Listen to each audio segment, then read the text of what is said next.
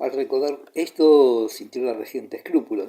Le había dado la absolución y ella no había dicho nada de su inclinación a don Álvaro. Sí, inclinación. Ahora que consideraba vencido aquel impulso pecaminoso, quería mirarlo de frente. Era inclinación. Nada de disfrazar. Había hablado sin precisar nada de malos pensamientos, pero le parecía indecoroso e injusto para con ella misma, hasta grosero, personificar aquellas tentaciones, decir que se trataba de un solo hombre, de tales prendas y señalar los peligros que había. Pero debía haberlo dicho. ¿No?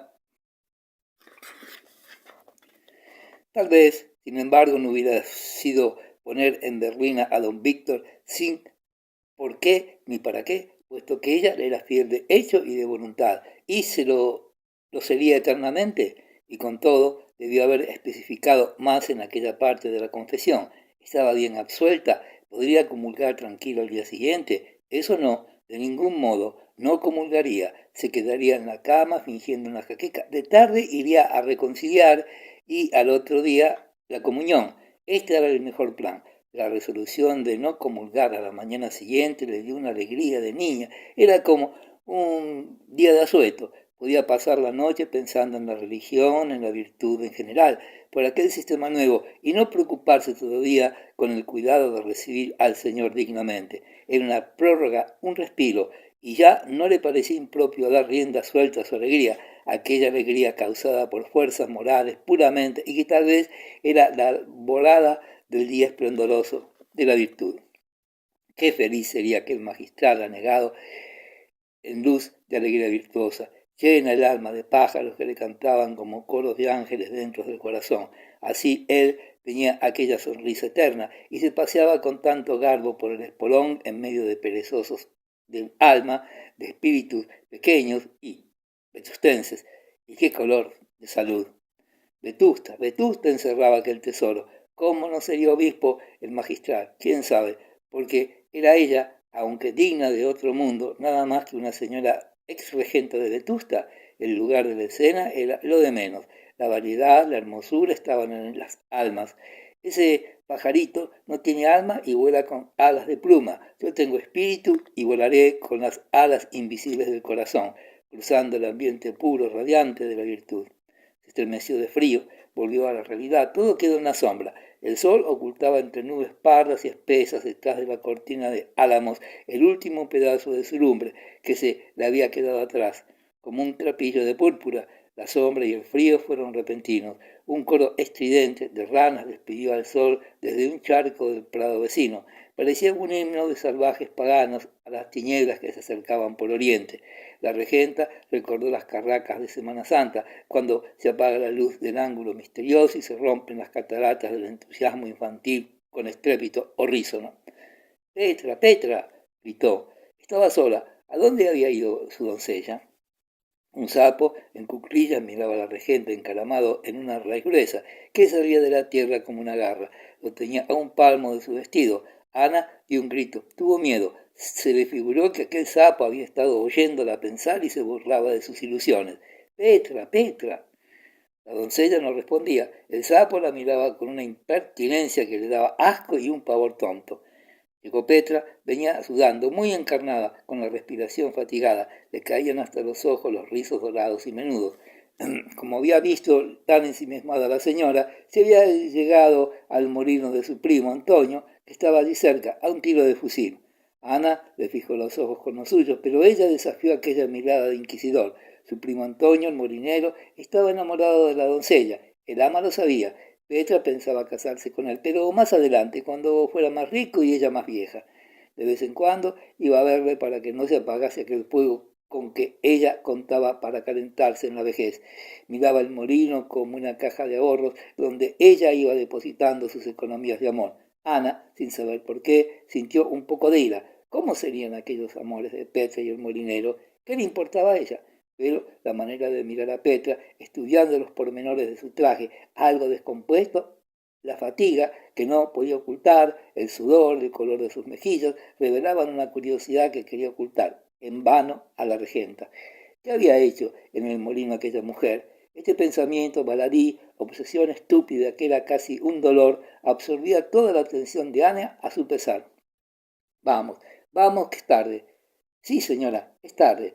Entraremos en casa cuando ya estén encendidas los faroles. No, no tanto, ya verá usted. Si no te hubieras detenido en la fragua de tu primo. ¿Qué fragua? Es un molino, señora. A Petra le supo a malicia lo que era una equivocación. Cuando llegaban a las primeras casas de Vetusta oscurecía la luz amarillenta del gas, brillaba de trecho en trecho cerca de las ramas polvorientas de las raquíticas acacias que adornaban el bulevar, nombre popular de la calle por donde entraban en el pueblo. ¿Cómo me has traído por aquí? ¿Qué importa? Petra se encogió de hombros. En vez de subir por la calle del Águila, había dado un rodeo y entraban por una de las pocas calles nuevas de Vetusta, de casas de 3 pisos, iguales, cargadas de galerías con cristales de colores chillones y discordantes.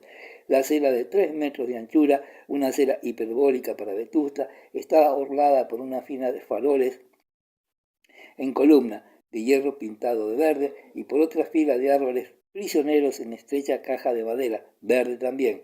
Por esto se llamaba el Boulevard, o lo que era, en rigor, calle del Triunfo de 1836.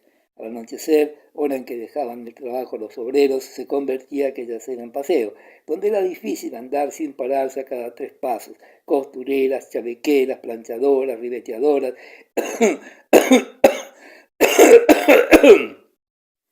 cigarreras, forasteras y armeros, zapateros,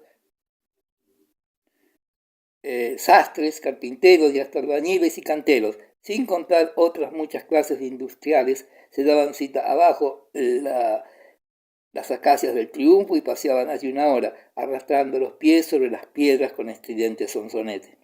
Había comenzado aquel paseo años atrás como una especie de parodia. Imitaban las muchachas del pueblo los modales, la voz, la conversación de las señoritas, y los obreros jóvenes se fingían caballeros, tomados del brazo y paseando con afectada paciencia. Poco a poco la brama se convirtió en costumbre y merced a ella la ciudad solitaria, triste, de día, se animaba al comenzar la noche, con una alegría exaltada que parecía una excitación nerviosa de toda la pobrería, como decían los tertulios de Vegallana. Era la fuerza de los talleres que salía al aire libre, los músculos se movían por su cuenta, a su gusto, libres de la monotonía de la faena rutinaria. Cada cual, además, sin darse cuenta de ello, estaba satisfecho de haber hecho algo útil, de haber trabajado. Las muchachas reían sin motivo, se pellizcaban, tropezaban unas con otras, se amontonaban y al pasar los grupos de obreros crecía la algazara. Había golpes en la espalda, carcajadas de malicia, gritos, de mentira indignación, de falso pudor, no por hipocresía, sino porque si se tratara de un paso de comedia, los remilgos eran fingidos, pero el que se propasaba se exponía a salir con las mejillas ardiendo. Las virtudes que había allí sabían defenderse a bofetadas. En general se movía aquella multitud con cierto orden, se paseaba de filas de ida y vuelta. Algunos señoritos se mezclaban con los grupos de obreros. A ellas les solía parecer bien un piropo de un estudiante o de una hortera, pero la indignación fingida era mayor cuando un levita se propasaba y siempre acompañaba la protesta del pudor el sarcasmo. Aquellas jóvenes que no siempre estaban seguras de cenar al volver a casa insultaban al transeúnte que las llamaba hermosas, suponiendo que el futraque tenía carpanta, o sea, hambre. A lo sumo concedían que comerían cañamones.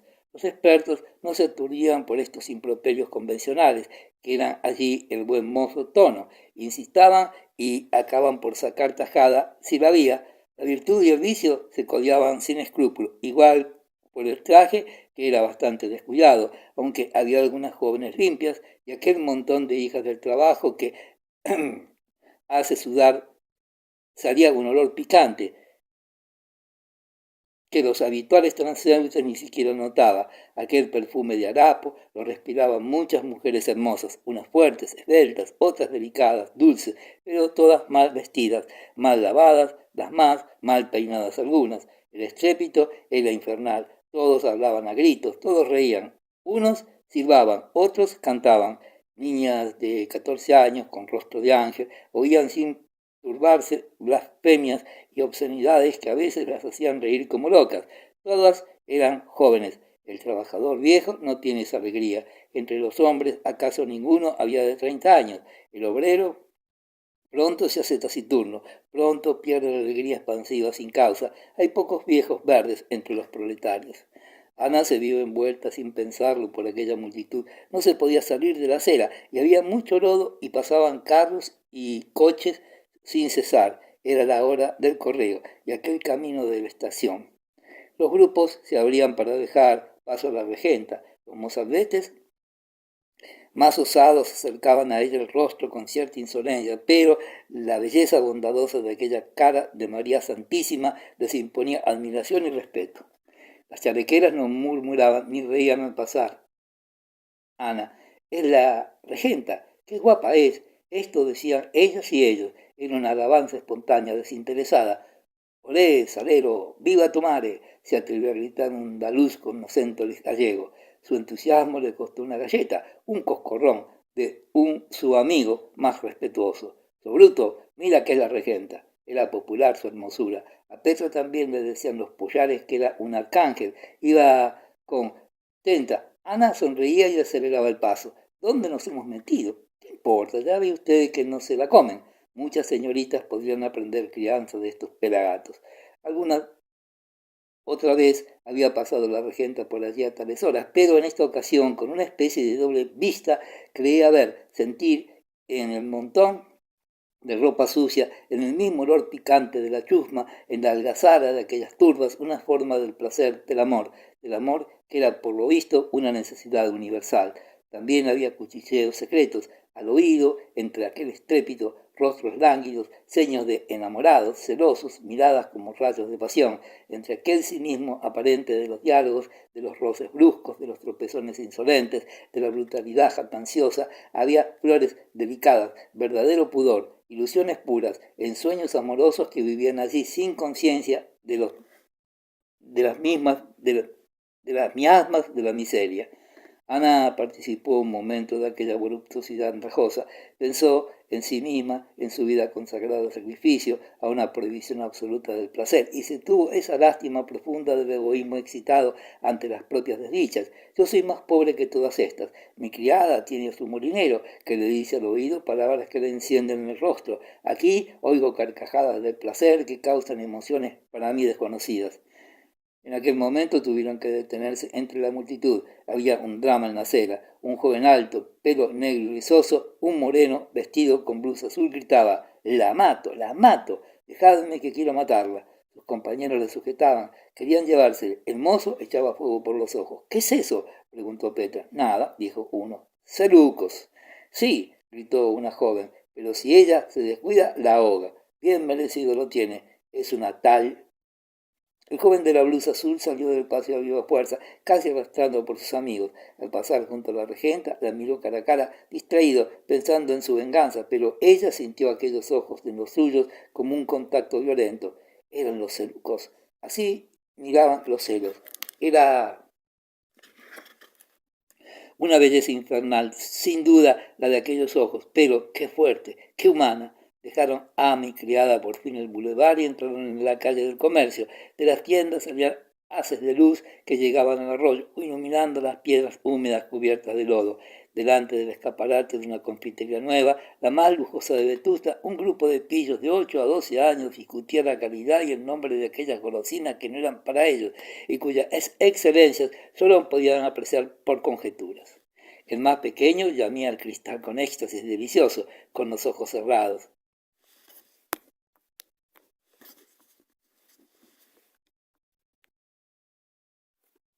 Eso se llama pitiza, dijo uno en tono dogmático. ¡Ay, qué farol! Si eso es un pionono, sí sabré yo. También aquella escena enterneció a la regenta. Siempre sentía apretada la garganta y lágrimas en los ojos cuando veía a los niños pobres admirar los dulces o los juguetes de los escaparates. No eran para ellos. Esto le parecía la más terrible crueldad de la injusticia. Pero, además, ahora aquellos granujas discutiendo el nombre de lo que no habían de comer, se le antojaban compañeros de desgracia, hermanitos suyos, sin saber por qué. Quiso llegar pronto a casa. Aquel enternecerse por todos la asustaba. Temía el ataque, estaba muy nerviosa. Corre, Petra, corre, dijo con voz muy débil. Espere usted, señora, allí, parece que nos hacen señas. Sí, a nosotras. Son ellos, sí. ¿Quiénes? El señorito Paco y don Álvaro. Petra notó que su ama temblaba un poco y palidecía. ¿Dónde están? A ver si podemos antes que... Ya no podían escapar. Don Álvaro y Paco estaban delante de ellas. El marquesito las detuvo haciendo una cortesía exagerada, que era una de sus maneras de hacer spritz, como decía ya el mismo Ronsal. Mesía saludó muy formalmente.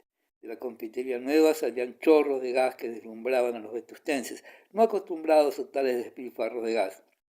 Don Álvaro veía a la regenta envuelta en aquella claridad de batería de teatro y notó en la primera mirada que no era ya la mujer distraída de aquella tarde. Sin saber por qué, le había desanimado la mirada plácida, franca, tranquila de poco antes y sin mayor fundamento. La de ahora, tímida, rápida, miedosa, le pareció una esperanza más. La sumisión de Ana, el triunfo, no sería tanto, pero él se alegraba de verse animado. Sin fe en sí mismo, no daría un paso. Y había que dar muchos y pronto. En Vetusta llueve casi todo el año y los pocos días buenos se aprovechan para respirar el aire libre, pero los paseos no están concurridos más que los días de fiesta. Las señoritas pobres, que son las más, no se resignan a enseñar el mismo vestido una tarde y otra, y siempre. De noche es otra cosa. Se sale de Trapillo, se recorre la parte nueva, la calle del comercio, la plaza del pan, que tiene soportales, aunque muy estrechos, el bulevar un poco más tarde, cuando ya está durmiendo la chusma, y el pretexto es comprar algo.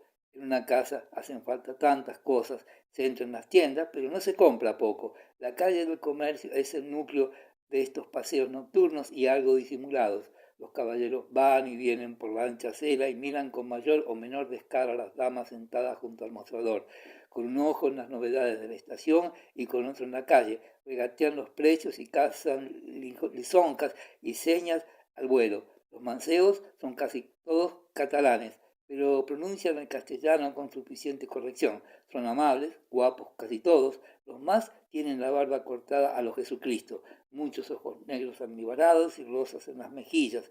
Inclinan la cabeza con una languidez entre romántica y cachazuda. Aquello lo mismo puede significar señorita, abrigo, una pasión secreta que, señorita, ni la paciencia de Job, pero tendré paciencia. Le estoy cansando a usted, dice Visitación a un rubio con cuello marinero a quien ha hecho ya cargar con 50 piezas de percal. No, señora, es mi obligación y además lo hago con la mejor voluntad.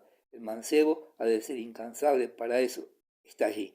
Visitación siempre tiene que hacer un mandilón para la criada, pero no se decide nunca. Otras noches es ella la que está desnuda. Me va a tomar el invierno sin un hilo sobre mi cuerpo. El mancebo sonríe con amabilidad, figurándose de buen grado a la dama delgada, pero de buenas formas, tiritando en camisa bajo los rigores de una nevada. No sea usted malo, no sea usted tan material, responde ella, turbándose como una niña aturdida que sospecha haber sido indiscreta y clava en el mancebo los ojos risueños, arrugaditos que Visitación cree que echan chispas. El catalán finge que se deja seducir por aquellos ojos y en cada bala rebaja un perro chico. Visitación triunfa, pero no sabe que el mismo percal se lo vendió a Obdulia rebajando un perro grande y con una ganancia superior a la que podía esperar el mancebo sonriente y con barba de judío. Las bellas vetustenses, como dice el gacetillero de El Lábaro, no saben salir de las tiendas de modas. Lo ven todo, lo revuelven todo y les queda tiempo para marear a las horteras y tomar varas al cejo. Frase de Orgaz, de los señoritos que pasean por la acera disputando en voz alta para anunciar su presencia. Domina allí una alegría bulliciosa, la alegría sin motivo, que es la más expansiva y contentadiza. ¿Quién lo diría? No sin motivo, que es no solo el elemento joven de ambos sexos, de El Lábaro, sino las personas formales, magistrados, catedráticos, autoridades, abogados, hasta clérigos, están deseando todo el día, sin darse cuenta, la hora de las tiendas. Los días que hace bueno y pueden las damas decorosamente tomar la mantilla y echarse a la calle. Es aquella una hora de cita que, sin saberlo ellos mismos, se dan los vetustenses para satisfacer la necesidad de verse y codearse y oír ruido humano. Es de notar que los vetustenses se aman y se aborrecen, se necesitan y se desprecian. Uno por uno, el vetustense maldice a sus conciudadanos, pero defiende el carácter del pueblo en masa, y si le sacan de allí, suspira por volver. En el paseo de la noche, que viene a ser subrepticio, a lo menos así lo llama don Saturnino, hay además el atractivo que le presta la fantasía. El gas no es para prodigarlo, por un ayuntamiento lleno de deudas, y un farol aquí, otro a 50 pasos, si no hace luna, en las noches románticas no hay gas, no deslumbran ni quitan a la noche su misterio. Se ve que no hay, cada cual, según su imaginación, atribuye a los que pasan la figura que quiere. Parecen otras las chicas, dicen los pollos. Los vetustenses gozan de la ilusión de creerse en otra parte sin salir de su pueblo. Todo se vuelve caras nuevas, que después no son nuevas. ¿Quiénes son esas? Y resulta que son las de Mingues, es decir, las eternas Mingues, la de ayer, la de anteayer, la de siempre. Pero mientras la ilusión dura, en los pueblos donde pocas veces se tienen espectáculos gratuitos, lo es y más interesante el de contemplarse mutuamente. Un paseo tomado por los cabellos es un placer delicado, intenso, que gozan con delicia inefable las masas proletarias de la honrada clase media española. Hay estudiantes que se acuestan satisfechos con media docena de miradas recogidas acá y allá en sus idas y venidas por el Espolón o por la calle de comercio, y niña casadera que tiene para 8 días con una flor amorosa que fingió desdeñar por impertinente y que saborea a sus horas, mientras bordan las zapatillas durante 7 días mortales, detrás del cristal que azota la lluvia incansable. Así se explica aquel entrar y salir en los comercios, aquel reír por cualquier cosa, aquel encontrar gracia en cada frase de una hortera, en la diablura de un estudiante que mete la cabeza por un escaparate abierto. Todo es movimiento, risa, algazara.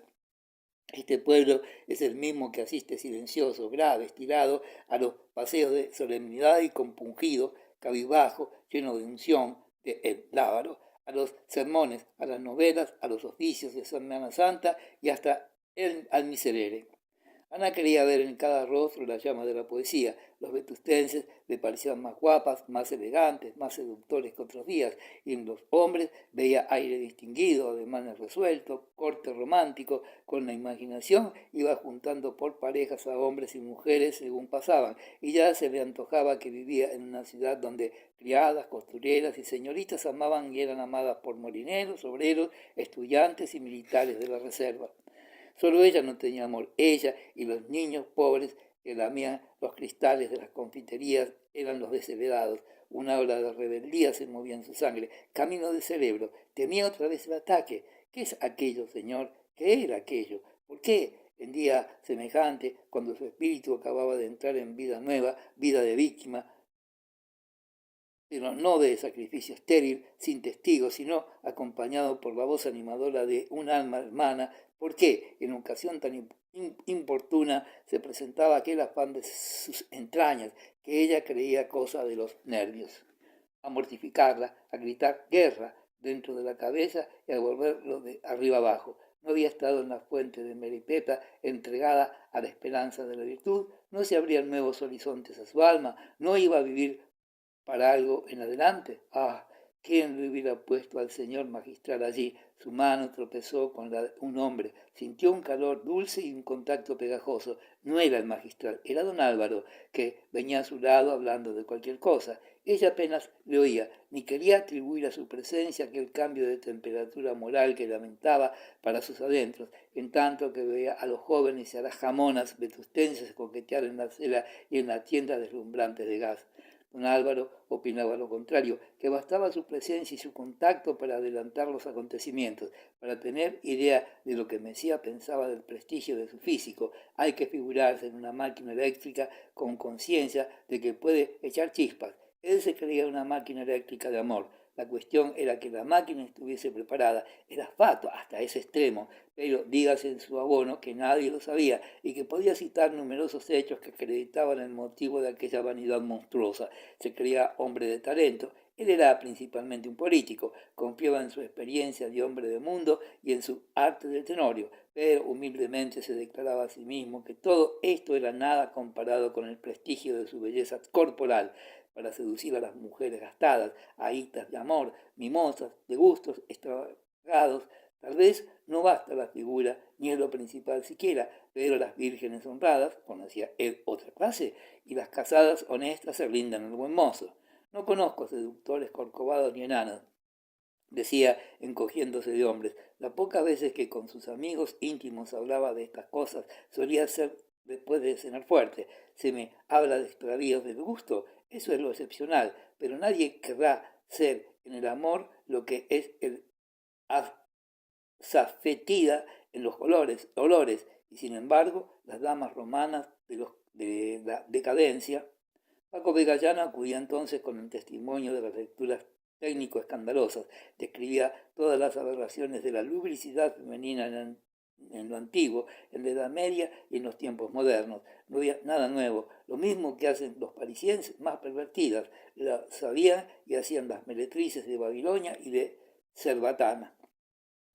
Paco padecía distracciones cada vez que se remontaba a la historia antigua. Esta Cerbatana era Ecbatana, pero él la llamaba así por equivocación, indudablemente. Ya sabía a qué ciudad se refería. Era una que tenía muchas murallas de colores diferentes. Lo había leído en la historia de la prostitución, en la de Dufour.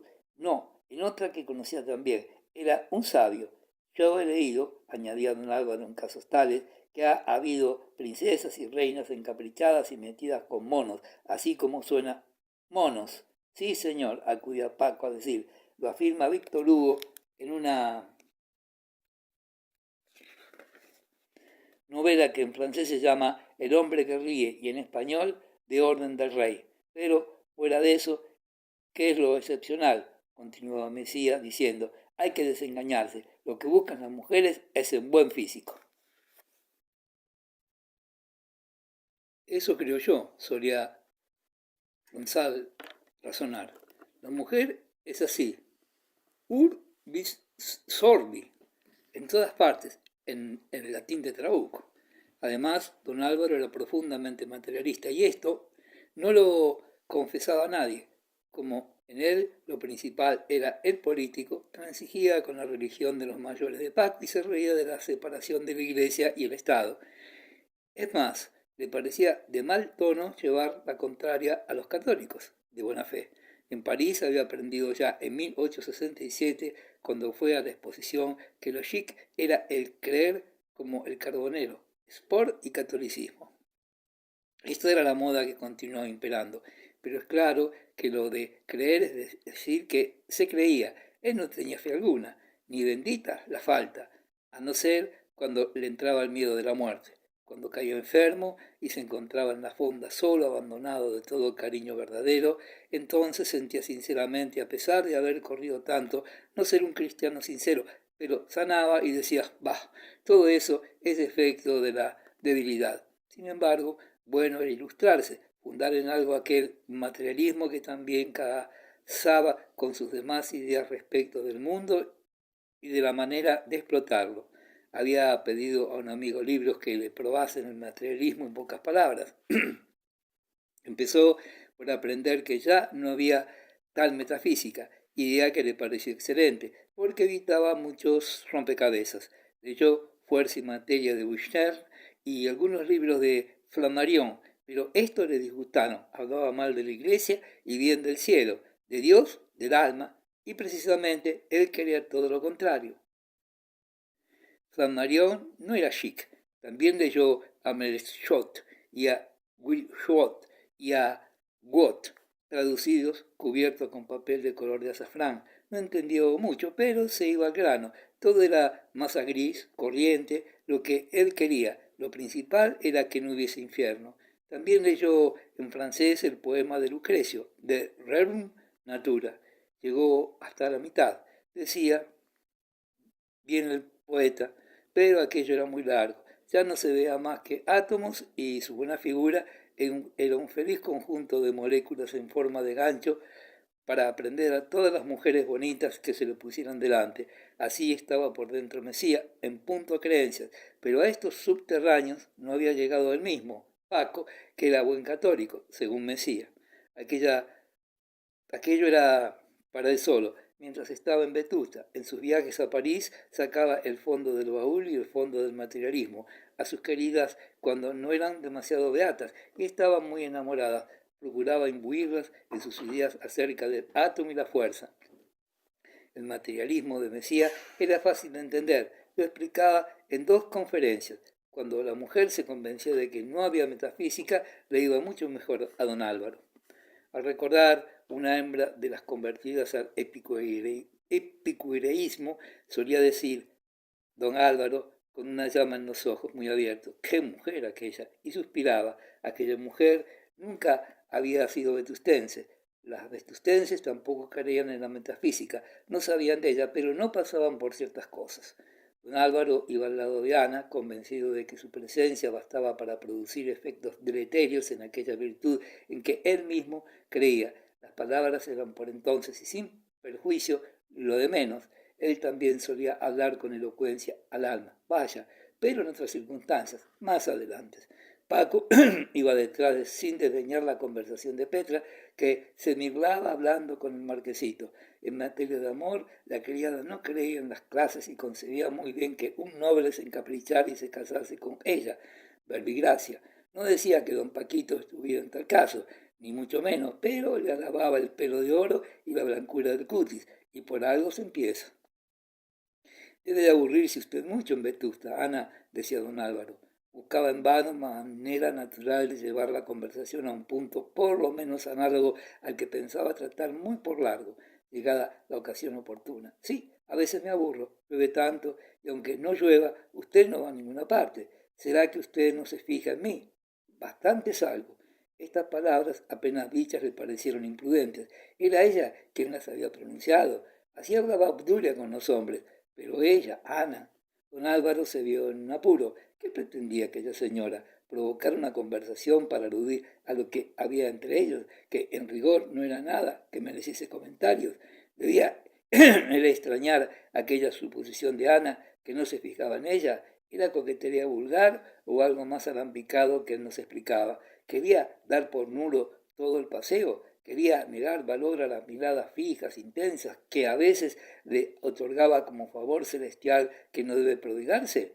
El primer impulso de Ana había sido inconsciente. Había hablado como quien repite una frase hecha, sin sentido, pero después pensó que aquella respuesta podía servir para desanimar a Mesía, dándole a entender que ella no había entrado en aquel pacto de sordomudos. Pero esto mismo era inoportuno. Era demasiado negar la evidencia.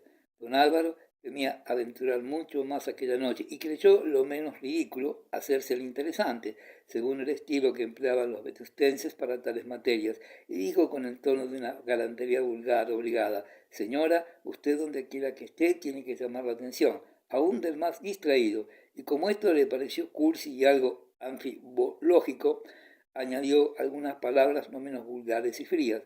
No comprendía él todavía que aquello de hacerse el interesante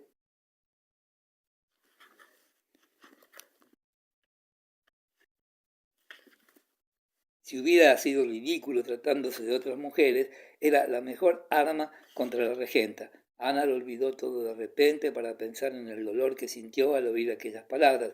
Si habré yo visto visiones, si jamás este hombre me habrá mirado con amor, si aquel verlo en todas partes sería casualidad, si sus ojos estarían distraídos al fijarse en mí.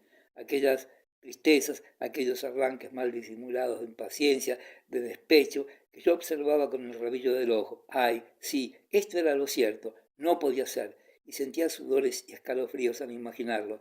Le revelaban con mucha elocuencia. Sería siempre, consumiría el sacrificio, su don Víctor y nada más. Es decir, nada, pero la nada era su dote de amor, mas renunciar a la tentación misma, esto era demasiado. La tentación era suya, su único placer. Bastante hacía con no dejarse vencer, pero quería dejarse tentar.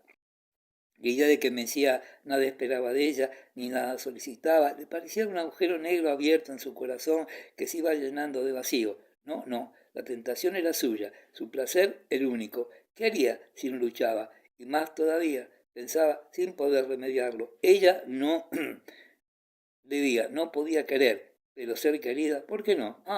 ¿De qué manera tan terrible acababa aquel día que había tenido por feliz, aquel día en que se le presentaba un compañero del alma, el magistral, el confesor, que le decía que era tan fácil la virtud. Sí, era fácil, bien lo sabía ella, pero si le quitaban la tentación no tendría mérito, sería prosa pura, una cosa vetustense, lo que ella más aborrecía. Don Álvaro, que si no era tan buen político como se figuraba, de diplomacia, del galanteo entendía un poco, comprendió pronto que, sin saber cómo, había acertado. En la voz de la regenta, en el desconcierto de sus palabras, notó que le había hecho efecto la sequedad de la vulgarísima galantería. Esperaba ya una declaración, pero si mañana va a comulgar, ¿qué mujer es esta? Una hermosísima mujer, añadió el materialista en sus adentros, al mirarla a su lado, con llamas en los ojos y carmín en las mejillas. Habían llegado al portal del caserón de los Ozores y se detuvieron. El farol dorado que pendía del techo alumbraba apenas el ancho zaguán. Estaban casi oscuras. Hacía algunos minutos que callaban.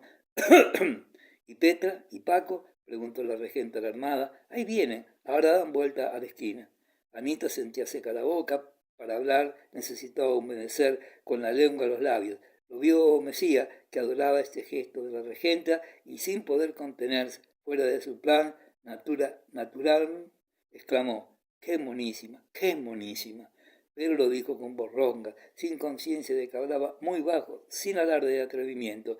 Fue una fuga de pasión que por lo mismo importaba más que una flor insípida y no era una desfachatez. Podía tomarse por una declaración, por una brutalidad de la naturaleza excitada, por todo, menos por una osadía impertinente, imposible en el más cumplido caballero.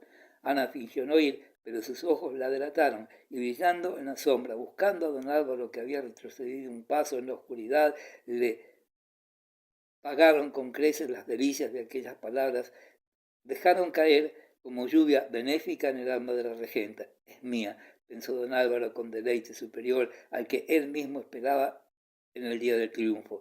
¿Quieren ustedes subir a descansar? Preguntó la dama a los caballeros al ver llegar a Paco. No, gracias. Yo volveré luego con mamá a buscarte. ¿A buscarme? Sí. ¿No te lo ha dicho ese? Hoy van al teatro con nosotros. Hay estreno, es decir, un estreno de don Pedro Calderón de la Barca, el ídolo de tu marido. ¿No sabes? Ha venido un actor de Madrid, Perales, muy amigo mío, que imita a Calvo muy bien. Hoy hacen La vida es sueño. No faltaba más. Tienes que venir. Una solemnidad. Mamá se empeña. Espera. Vestida. Pero, criatura, si mañana tengo que comulgar, ¿eso qué importa? Vaya si importa. Lo dejas para otro día. En fin, ya arreglarás eso con mamá, porque ella viene a buscarte. Y sin atender a más salió del portal el aturdido marquesito. Petra estaba dentro, en el patio, haciendo como que no oía. Ya sabía a qué atenerse. Era aquel. Por lo menos aquel era uno. El marquesito la había entretenido, a ella para dejar solo a los otros dos. Se le conocía en que estaba tan frío. No le había dado ni un mal abrazo en el oscuro. Escuchó, que don Álvaro se despedía con voz. Oyó que don Álvaro se despedía con una voz temblona y muy humilde. ¿Iba usted al teatro? No, de fijo no, contestó la regenta cerrando detrás de sí la puerta y entrando en el patio. Capítulo 10. A las 8 en punto, la berlina de la marquesa venía arrancando chispas por las mal empedradas calles de la encimada. Llegaba a la plaza nueva y se detenía delante del caserón arrinconado. La marquesa, de azul y oro, luciendo asomos de encantos que fueron, hoy mustios, collados, con las canas teñidas de negro y el tinte embolvado de blanco, entraba en el comedor de la regenta abriendo puertas con estrépito. ¿Cómo? ¿Qué es esto? ¿No te has vestido? ¡Qué terca! Exclamó Paquito, que acompañaba a su madre. Don Víctor inclinó la cabeza y encogió los hombros, dando a entender que no era responsable de aquella terquedad. Él sí estaba dispuesto. En efecto, se abrochaba los guantes y lucía su levita de tricot muy ajustada. Ana sonrió a la marquesa. Pero señora, si es una locura, ¿por qué se ha molestado usted? ¿Cómo locura? Ahora mismo te vas a vestir. Pues ya que me he molestado, como tú dices, no será en vano. Arriba, o aquí mismo, delante de estos señores, te peino, te calzo y te visto. Eso es, dijo Paco, te vestimos, te peinamos. Don Víctor insistió también. La vida es sueño, hija mía, en el portento de los portentos del teatro. Es un drama simbólico. filosófico. Sí, ya sé, Quintanar y Perales, que lo dice también mi amigo Perales. ¿Y qué habrá tanta gente? Añadió la marquesa. Por Dios, señora, con mil amores, si no fuera, no voy otras veces, pero si mañana tengo que comulgar. Ta. ¿Y qué tiene que ver eso?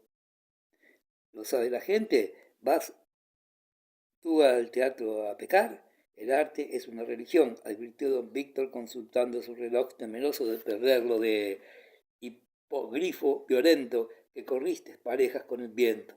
Después supo que esto lo suprimían. ¡Qué escándalo! Pero, niña, prosiguió, demasiado nos honra la marquesa.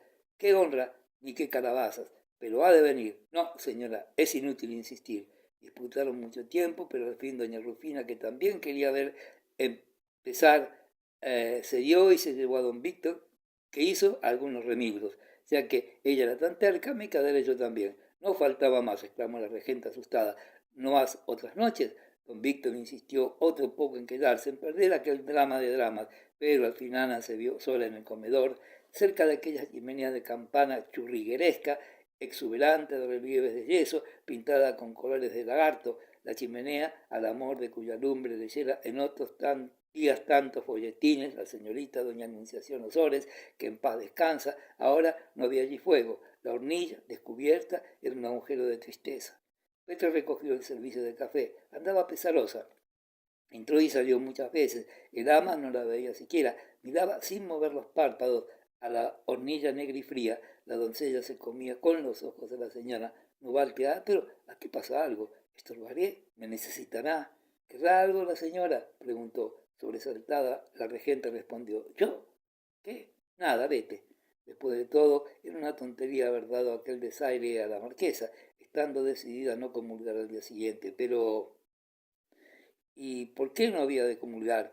¿Era ella una beata con escrúpulos necios? ¿Qué tenía que echarse en cara? ¿En qué había faltado? Todo Vetusta en aquel momento estaba gozando entre ruido, luz, música, alegría, y ella sola, allí, en aquel comedor oscuro, frío, triste, lleno de recuerdos odiosos o necios, huyendo la ocasión de dar paulo a una pasión que halagaría a la mujer más presuntuosa.